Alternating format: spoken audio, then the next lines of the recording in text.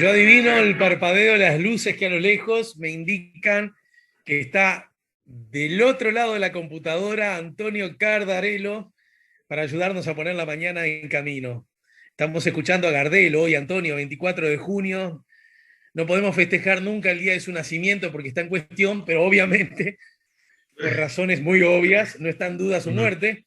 Cuando ocurrió, ujú. ¿cómo te llevas? Antonio, buen día, bienvenido. ¿Cómo te llevas con Gardel? Buen día, ¿cómo están todos? A mí me gusta bastante. No te diría que soy un fan gardeliano de esos que escuchan a Gardel todos los días, pero me gusta escucharlo y hay algunos tangos que me gustan mucho y que generalmente escucho. Y estaban preguntando en algún otro programa cuáles eran las canciones favoritas, y bueno, yo como muchos que nos gusta, tengo mi lista de preferencias también. Bueno, diga alguna de ellas. Bueno, algunos clásicos, ¿no? Como, no sé, Cuesta Abajo, Mano a Mano me gusta mucho. Amargura también me gusta mucho, de los más conocidos. Bien. Bueno, Obviamente que todo el a lo clásico, mejor todos Nacho. los clásicos. Hay algunos que me gustan más por otros intérpretes también, no voy a decir, hoy alguno mencionaba Chorra, que está muy buena la letra, pero a mí me gusta más la versión de Edmundo Rivero de Chorra, por ejemplo. Lo escuchamos hace poco, Edmundo Rivero, acá en el 98.7.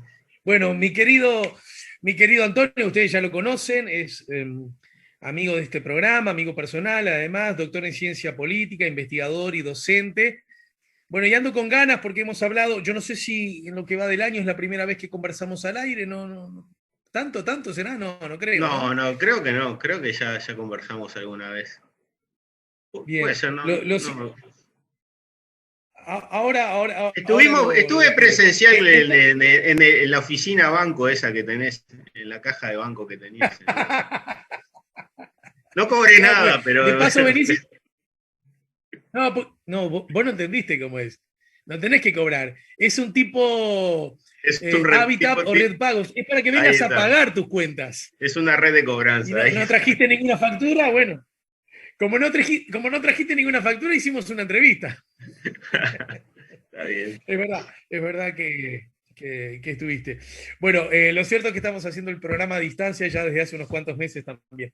Bueno, Alfredo, Antonio, ¿alguno de los asuntos que elijas como sobresalientes de la actual coyuntura política, que me imagino, simplemente para situar algunas cosas, está marcada por el año y pico de ya instalado este gobierno de coalición donde el socio mayoritario y su presidente de la República, muchos de tus colegas, muchos análisis, qué sé yo, Botinelli hace algunas semanas aquí decía que es el gobierno más presidencialista desde la recuperación democrática, ¿verdad? Es un gobierno con una fuerte impronta presidencialista. Esto parece ser algo, me parece, con poco nivel de discusión, pero lo Ujú, planteo así, ujú. los desafíos que encabezar un gobierno con socios, pero que también son compositores, vos sos el mayoritario, pero también necesitas de ellos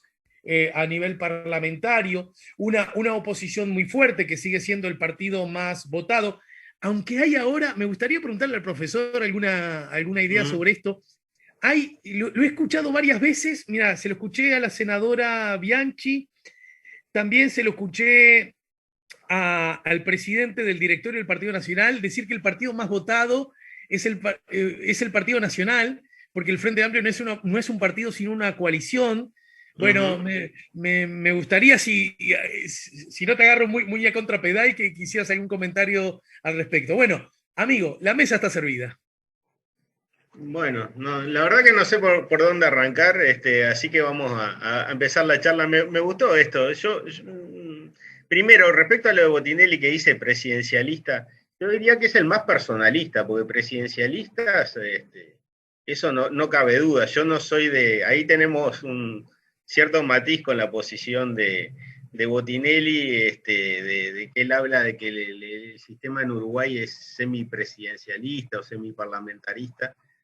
Para mí está claro que el sistema es presidencialista, que la figura central es el presidente de la República, y por más que actúe el Consejo de Ministros, tanto por el origen de la elección directa del presidente como por la forma en que conforma ese Consejo de Ministros, no hay una forma de gobernar más parlamentarista. Puede haber algo más colegiado o más pactado, porque incluso los gobiernos colegiados que hubo, las experiencias que hubo colegiadas en Uruguay fueron bajo el régimen presidencialista. Hubo alguna constitución más parlamentarista como la del 34, pero justamente ahí había un presidente de la República, en el sentido que preveía la caída del presidente en un caso de eventual censura, como está previsto ahora, si hay un voto de censura a un ministro.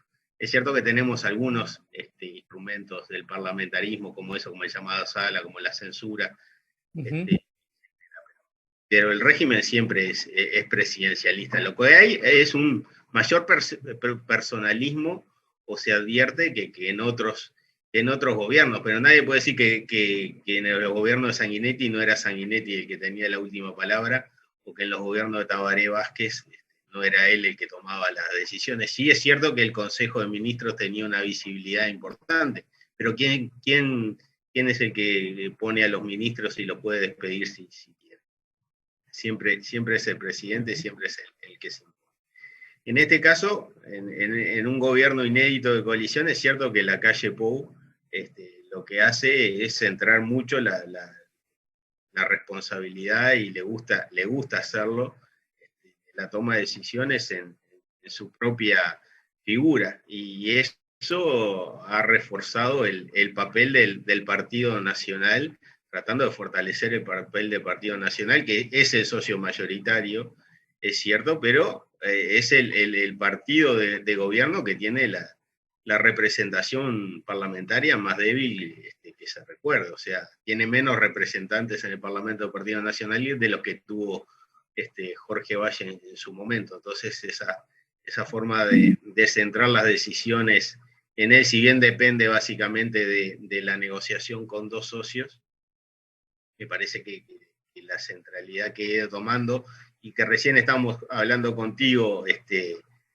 fuera de micrófono, se vio reforzada todavía por el resultado que tiene en el final del ciclo electoral, en las elecciones departamentales y municipales. Ahí el fortalecimiento del Partido Nacional y la preeminencia que tiene en los gobiernos departamentales y municipales lo fortalece todavía más, y los últimos movimientos en el gabinete ministerial también, incluso de personas más vinculadas todavía al presidente de la República. Entonces, hay es cierto, una fuerte presencia, una personalización mucho más acentuada, si se quiere, que en otros gobiernos.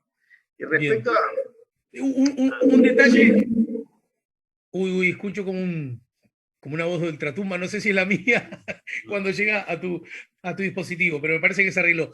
Un detalle sobre el cual me gustaría una breve reflexión que dijiste al pasar, porque uno cuando ve a el presidente de la calle, cuando lo ve físicamente, en su postura, en su energía, pero vamos, cuando lo ve en su accionar, en las cosas que decide, en los sí que da y en los no que da, y cuando ve que los proyectos que la presidencia envía al Parlamento, más allá de algunas discusiones y algunos matices, los dos más importantes, LUC y presupuesto, salen aprobados, uno advierte algo que me parece que está fuera de discusión. El presidente luce fuerte en su accionar político. ¿Hasta ahí está bien, Antonio, lo que digo? Sí, totalmente. Sí. Sin embargo, también dijiste al pasar que con relación a la última experiencia de gobierno de coalición, la de Jorge Valle en Uruguay, ¿no? Porque después gobernó el Frente Amplio con mayorías propias, Jorge Valle tenía incluso más votos. ¿Y por qué, sin embargo, la imagen que a uno le queda es la de un gobierno con francamente mayores debilidades y una presidencia en ese sentido con menos posibilidades de actuar con tanta fluidez como el actual. ¿Porque recién llevamos un año y pico de gobierno o porque hay otros asuntos que son más difíciles de analizar?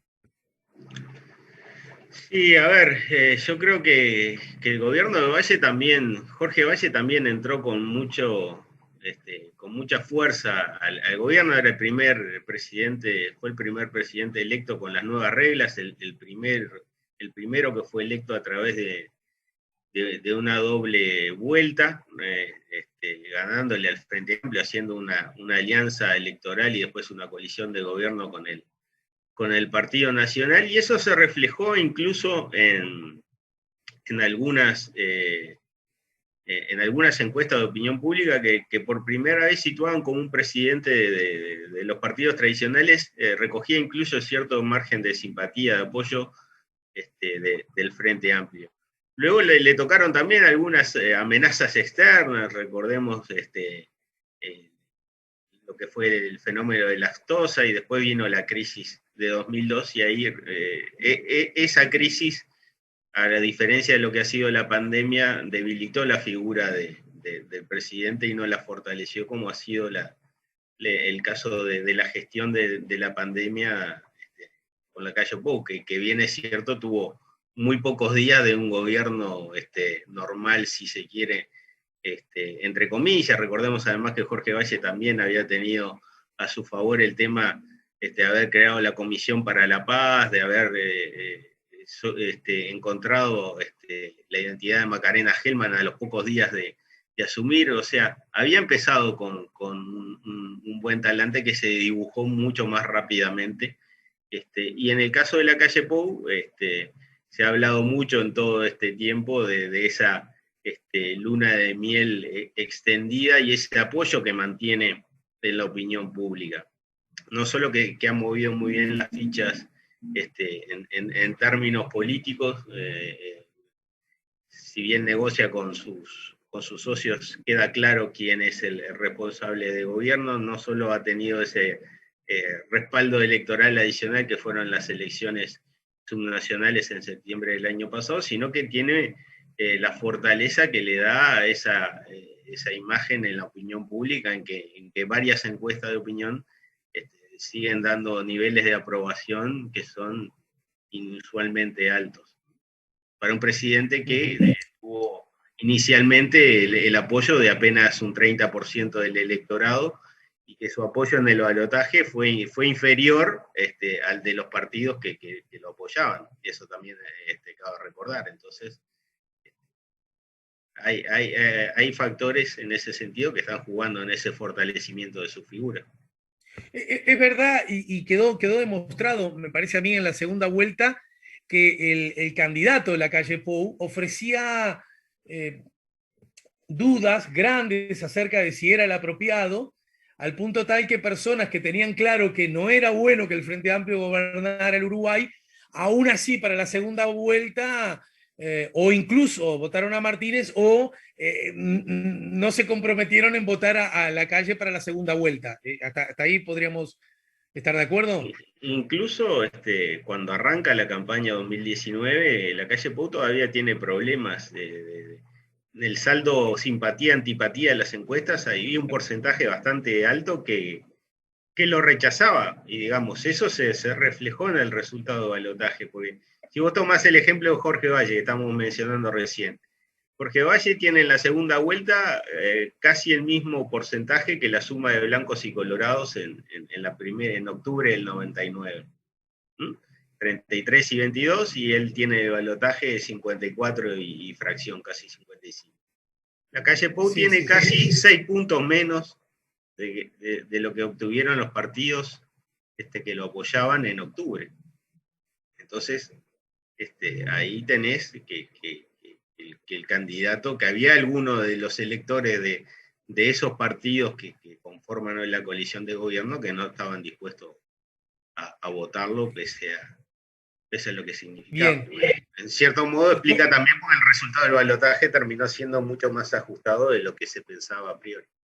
Y ese escenario, se puede decir, después viene la realidad, digamos, viene el ingreso al campo de juego propiamente dicho, y más allá de las opiniones que cada uno puede tener, da la sensación que parte del público, que buena parte del público, que le votó, e incluso, según algunas encuestas, parte del público que no le votó, Ujú. advierten en su desempeño que este es satisfactorio y en muchos casos más satisfactorio de lo que hubiese pensado en primera instancia. ¿Hay algo de eso que pueda justificar este notorio viento en la camiseta que luce el presidente en su accionar día a día?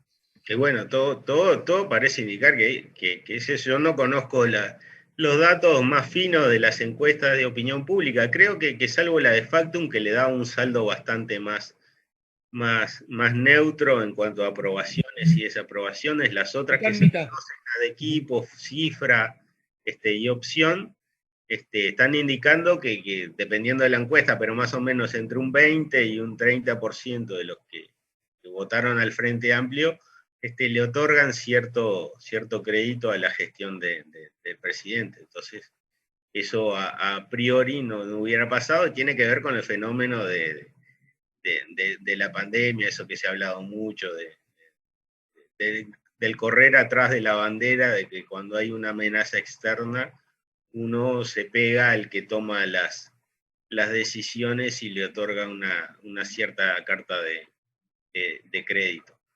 Lo que estamos viendo ahora es, o lo que podría esperarse es que a medida, si podemos, en la medida que con suerte vayamos saliendo de esta situación de crisis sanitaria, la política más real, los problemas más reales y las diferencias van a ir cobrando mayor relevancia y ahí se va a ir equilibrando un poco o no. Quizá tengamos alguna sorpresa y siga manteniendo niveles de aprobación tan altos. En general, lo que se ha visto, por lo menos desde el 85 para acá, es que cuando tenemos series de opinión pública, es que en todos los periodos de gobierno hacia mitad del periodo hay una caída en la aprobación de los presidentes. Incluso en los que tuvieron mejores saldos, como saldos totales, ¿no? Como Tabaré Vázquez en su primer gobierno o José Mujica, tuvieron también una caída hacia el segundo, tercer año de su gobierno. Hay que ver si esta situación le sigue dando un respaldo especial a la calle Pou, si la aplicación es esa o si una vez que el debate político esté más normalizado, si se quiere, sigue manteniendo. Seguramente lo que pase con la recolección de firmas y si hay finalmente un referéndum contra la ley de urgente consideración, podría transformarse en un mojón, y ahí podría haberse dos lecturas, si el Frente Amplio y los movimientos sociales logran las firmas, si hay un referéndum, qué niveles de apoyo logran. El gobierno podría tomar como una victoria también que se produjera el referéndum y no se alcanzaran los votos para la derogación. Te, Obviamente te trataría de propongo capitalizar eso. justamente que nos quedemos en esa baldosa de la vereda. Vamos a una breve pausa y volvemos con este asunto, por decirlo de algún modo, la otra mitad, ¿verdad? Para jugar. El otro día me encontré con un amigo que vota al Frente Amplio y que ha tenido siempre como militancia sindical, y decía que él se encontraba muy desconcertado, porque por un lado dice que me señalaba, me gusta como que haya ideas políticas, ideológicas más o menos claras sobre las que debatir políticamente, ¿no es cierto? Desde el rol del Estado, las libertades, etcétera, ¿no?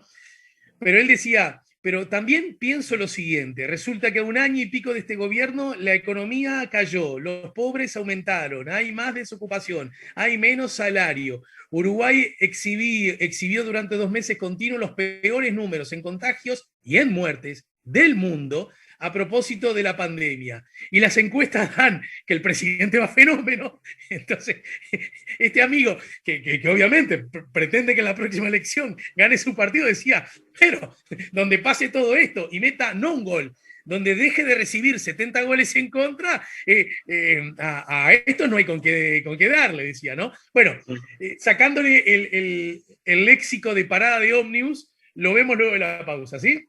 Perfecto. Estamos conversando con Antonio Cardarello, estamos poniendo La Mañana en Camino. Ya volvemos con La Mañana en Camino.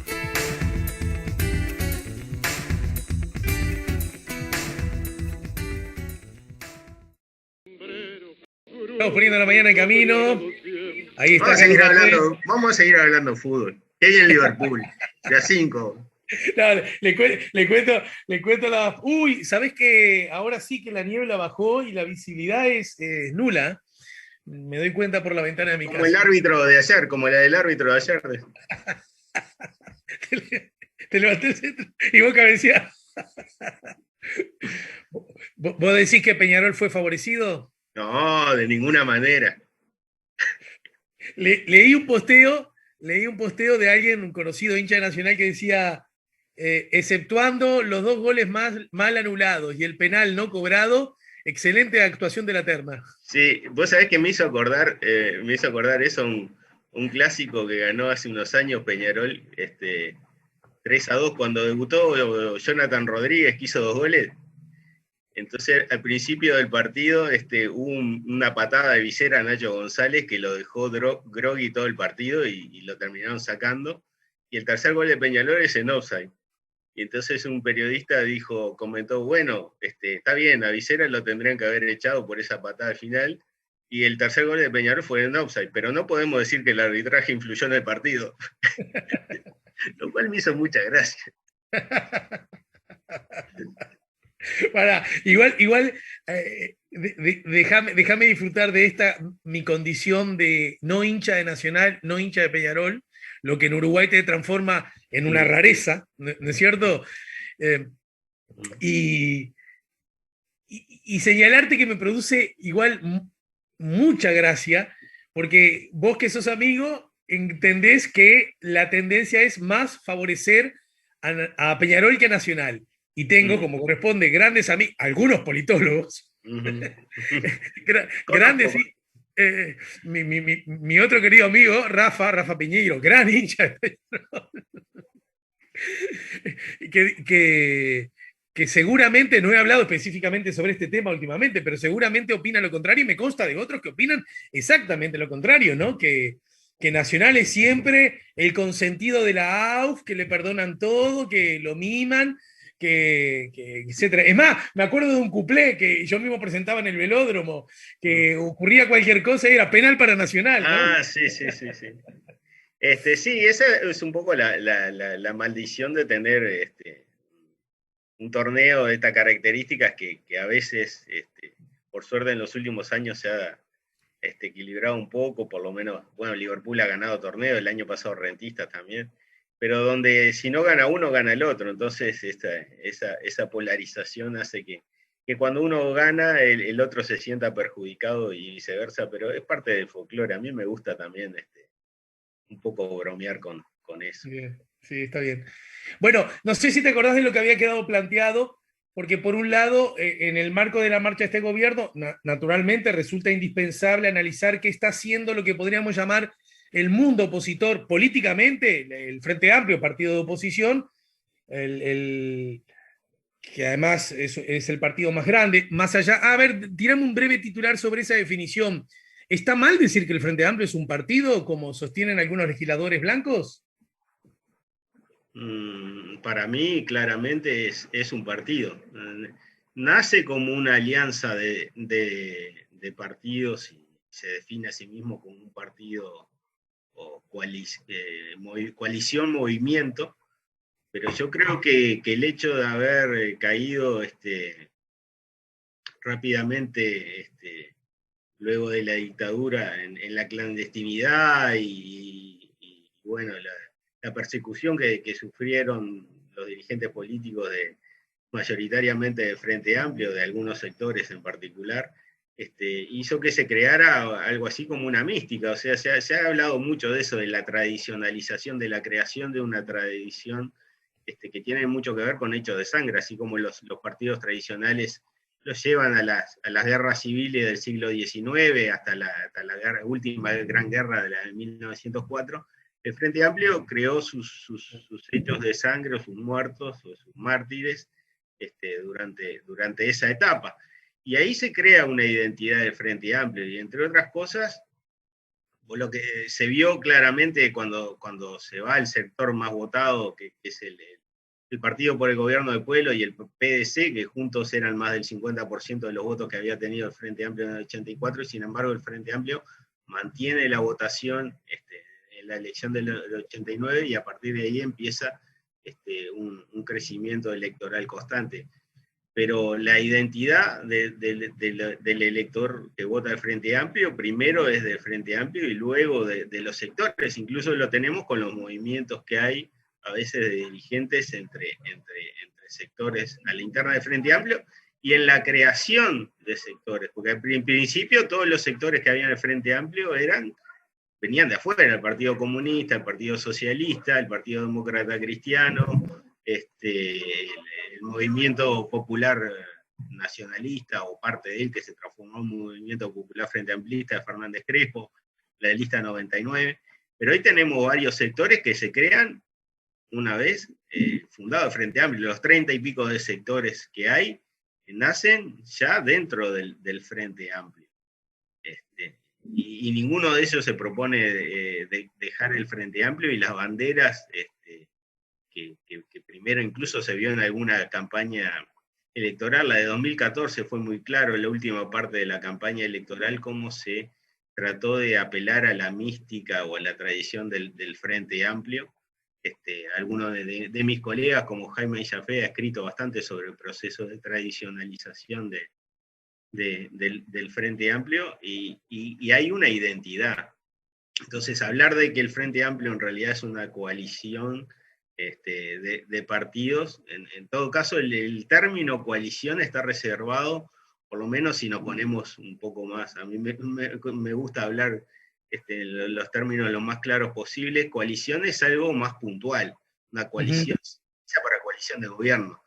El hecho de que el Frente Amplio esté unido desde 1971, hace más de 50 años, estamos hablando de que ya no podemos hablar de que es una coalición puntual, sino que empezó como una alianza. Ya de principio empezó como una alianza y no como una coalición. En todo caso, también hay una cuestión estrictamente técnicas, más allá de estas históricas políticas, que deben jugar un rol, me imagino, a la hora de definir si una agrupación es partido o no. El Frente Amplio se presenta a las elecciones con su candidato a la presidencia y con su programa de gobierno, ¿no? Me parece que... Claro, y en un principio la candidatura es única, y que los cargos ejecutivos fueran no solo únicos, perdón, sino también independientes, tenía que ver con que justamente eran cosas diferentes que se unían, eran partes diferentes que se unían. El hecho de que el Frente Amplio hoy, por ejemplo, vaya con múltiples candidatos y lo definan en las elecciones internas, más allá de que hay un congreso que elige cuál es el candidato oficial, o que en las elecciones departamentales y municipales concurran varios candidatos para las intendencias, 3 en el caso de los intendentes y múltiples en el caso de la elección de los alcaldes. Tiene que ver con que si se permite esa competencia, quiere decir que ya hay una identidad que está por encima de las figuras. Y también el hecho de que las preferencias del electorado, si bien ahora estamos en una etapa de 2004 para acá, el MPP ha sido constantemente el sector más votado del Frente Amplio, pero hasta ese momento lo que teníamos era una alternancia en las preferencias del elector frente amplista a la interna. O sea que una elección podía ser el Partido Comunista y sus aliados el más votado, como en el 89, a la otra Asamblea Uruguay, y a la siguiente el Partido Socialista, y después el MPP. Y eso también te está hablando de que la primera opción del elector es el Frente Amplio, y después se define a la interna Y en ese sentido, entre los distintos sectores. eh, digamos, Algo procesado, similar a lo que pasa con los partidos tradicionales. ¿qué es lo similar? Algo similar a lo que pasaba con los partidos tradicionales, que también durante mucho tiempo, esto también Claro. lo ha explicado mucho Botinelli, y bueno, a ningún nacionalista independiente se le ocurría pasarse al herrerismo, era casi era casi tan grave como volverse colorado. Hoy en día lo que vemos es que los dirigentes, las barreras entre las fracciones a la interna del Partido Nacional o del Partido Colorado son bastante más lábiles, ¿no? Entonces, no está mal visto que un dirigente se corra de una fracción, que alguien que fue de Vamos Uruguay después sea de Ballistas y después sea de Ciudadanos, por ejemplo. Uh-huh. Bien, y yendo a la pregunta propiamente dicha, y ya que hablabas incluso de un asunto que es bastante determinante, se dio a conocer en los últimos días que la Comisión Pro Referéndum, que procura derogar 135 artículos de la LUC y que tiene múltiples actores sociales, culturales, políticos, bueno, tiene dos especialmente fuertes, ¿no? El Frente Amplio y el PIT-CNT, bueno, FUCBAN, los estudiantes, etcétera, estudiantes organizados, quiero decir, ¿no? Bien, en fin. Y hay un escenario que es bien rico de analizar, ¿no? Porque nadie en su sano juicio puede suponer que juntar el número de firmas, 500, que las tengo anotadas, 570, bueno, se me fue el número ahora, casi 600.000, ¿no es cierto? Uh-huh. Cualquiera puede entender que juntar esas firmas en pandemia es un esfuerzo muy grande y que en sí mismo ese hecho significa muchas cosas y merece muchas lecturas, ¿no? Pero también es cierto que si no se llegan a las 600.000, no hay consulta popular, no se activa la consulta a la ciudadanía y la ley queda vigente. Y ese también es un signo político, ¿verdad? Es decir, ¿cómo encontrás el accionar del arco opositor en general, el del Frente Amplio en particular, y atravesadas por esta juntada de firmas? Sí. Yo creo que hubo una discusión, ¿no?, a la interna de Frente Amplio, si una vez que se decidió acompañar el referéndum para derogar total o parcialmente la ley de urgente consideración, si la mejor estrategia era ir por el camino corto o por el camino largo, de recolectar el 25% de firmas, sino un porcentaje mucho más chico, un 2%, y después ir a un pre-referéndum a ver si se alcanzaba el 25% de los votos para ahí sí habilitar el recurso. Se optó por el camino largo, y yo creo que se optó con los sectores que lo impulsaron con una visión política y con el sabor que les había dejado el resultado del balotaje, ¿no? De mantener a una militancia activa, de volver a conectar al Frente Amplio con los movimientos sociales, que es parte de la autocrítica famosa de la que se habla tanto, de que al Frente Amplio le pasó en el gobierno lo que muchas veces se hablaba del Partido Colorado, que el gobierno se come al partido, y de que se transforme en lo que Fernando Rosenblatt y Rafa Piñeiro han hablado de un partido que vibra, ¿no?, de un partido vibrante, que se mantiene activo, que mantiene contactos estrechos con sus bases, de que no solo el contacto con la ciudadanía está presente en el momento de la campaña electoral, sino que tiene un contacto fluido durante todo el tiempo interelectoral. Y me parece que aún en el caso de que no se consiguieran las firmas, que no se llegara al 25%, el saldo va a ser positivo en ese sentido. Obviamente que siempre va a estar la justificación de que no se llegó a alcanzar ese número por la situación de excepcionalidad, lo cual también le otorga cierto resguardo. Entonces yo creo que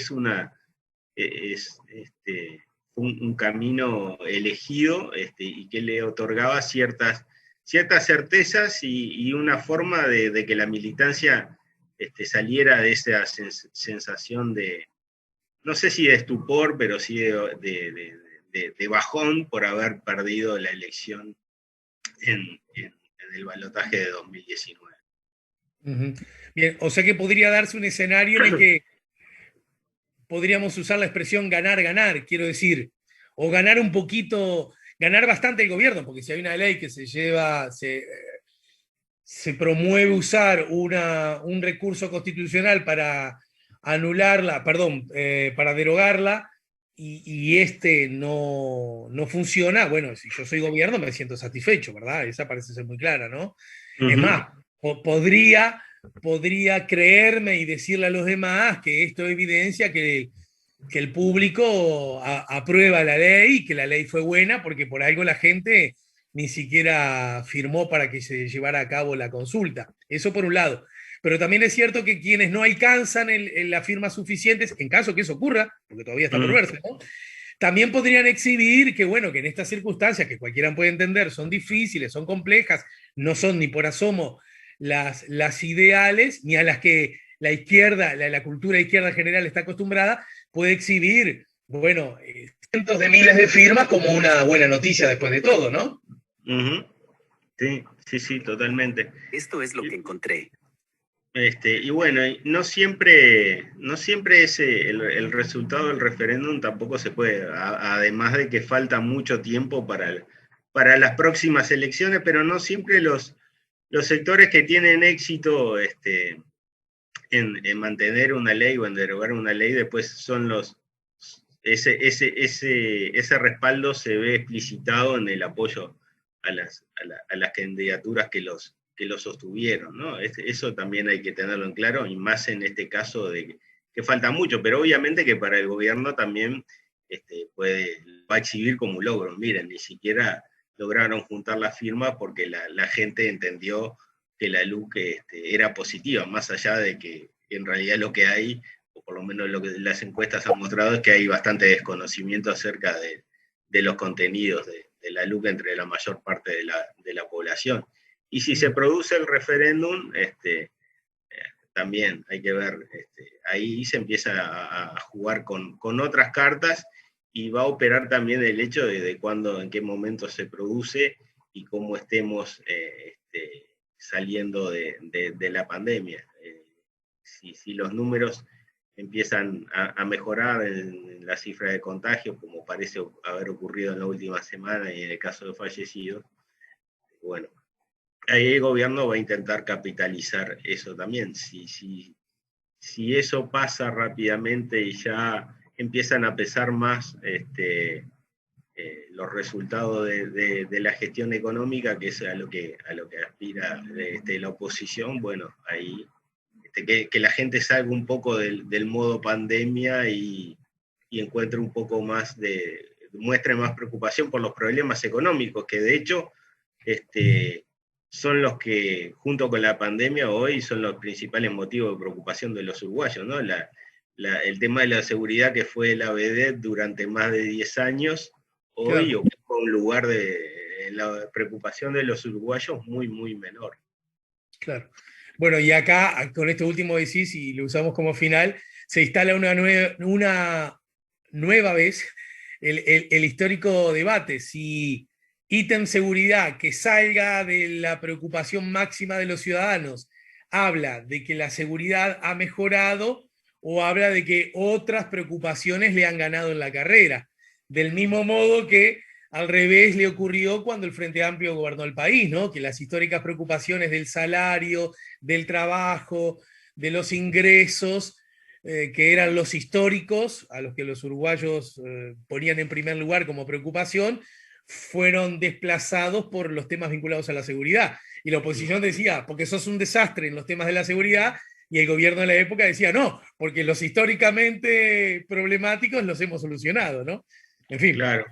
Ahí se va a dar un cambio, probablemente eso va a significar un cambio en los ejes que tenga la campaña electoral próxima, ¿no? Porque la seguridad había estado en el centro En 2009 también, pero más tímidamente, claramente en el 2014 y con mucha fuerza, y esta vez con más éxito en 2019 también, porque también aparecieron temas del lentecimiento de la economía. En general, el voto económico ha sido el que ha preponderado en Uruguay. Hay que ver, el gobierno aspira a que cuando se salga de la pandemia haya como un efecto rebote y la economía crezca, y eso obviamente que va a significar algo bueno para las aspiraciones del gobierno. El Frente Amplio piensa que las medidas que están tomando el gobierno no son tan favorables y que eso lo va a ayudar de cara a las elecciones del 2024. Entonces, por ahí se va a dar. El hecho de que la seguridad, digo, eso es uno de los hechos, seguramente la seguridad ya no va a tener el rol central que tuvo en la azul, y eso le va a sacar uno de los caballitos de batalla, que es algo que utilizan los partidos de derecha o de centro derecha en todos lados, ¿no? El tema de seguridad. Ahora, como han sido gobierno y como se exhiben algunos números favorables, seguramente ese tema ya no esté presente, o digan, mira, agarramos el gobierno y bajamos todos los delitos, todo el problema de seguridad se redujo rápidamente. Pero eso no es lo mismo, mostrar ese éxito no es lo mismo que mostrar el problema, e instalarlo como un tema de debate y como una debilidad del gobierno. O sea, no le va a ser redituable, va a tener que mostrar mucho mejores logros económicos, porque la seguridad ya no va a ser un punto para atacar el Frente Amplio. Entonces, lo que está haciendo ahora el gobierno, la estrategia del gobierno, es mostrar la ineficiencia del Frente Amplio para manejar la economía. Lo dejamos para otro día, para hacer un simposio en radio. Pero a propósito de esto último, en el final, Antonio, pero ¿acaso si uno ve experiencias comparadas y recurre a la literatura política, se recurre a las experiencias en distintas partes del mundo, con países más desarrollados, con menos desarrollados, podríamos arrimarnos a este enunciado a propósito de la seguridad? Las derechas son un tanto más eficientes que las izquierdas para resolver esas preocupaciones del público, del mismo modo que a propósito de la distribución de la riqueza y de la baja de la pobreza, las izquierdas suelen ser un poco más eficientes que las derechas. Bueno, por ahí va, por más que muchas veces alguna parte de los dirigentes políticos le gusta decir que no existe el eje izquierda-derecha. Pero esos dirigentes políticos son de derecha, ¿no? En general. Generalmente, ese tipo de temas y de cómo se solucionan y a dónde apuntan, realmente te dan la pauta. Es cierto, la derecha tiene menos problemas generalmente para tener una mano más dura en términos de seguridad. Incluso el gobierno, por un lado, exhibe como logros que ha crecido el número de gente que está en centros penitenciarios, lo cual a su vez tiene como contraparte el tema del hacinamiento y de los derechos de las personas que están privadas de libertad, cosa que es denunciada constantemente por el comisionado parlamentario de cárceles, ¿no? Entonces, soluciona a corto plazo por un lado, crea otro tipo de problemas por otro. Lo cierto es que esto se habló mucho cuando falleció el ministro Larrañaga hace un mes. Más allá de los números que exhibe el gobierno, y si esa baja en cierto tipo de delitos se debió a que hubo menos hurtos y menos robos, porque en realidad la gente estaba recluida en las casas por la pandemia, o si fue por la acción del gobierno, como defendía Larrañaga en su gestión. Claro. Lo cierto es que hay una percepción en la opinión pública que acompaña a la del gobierno. O sea, el gobierno hasta ahora, eso es otra fortaleza que ha tenido, aparte de la que mencionábamos hoy al principio, comunica muy bien, así como ha logrado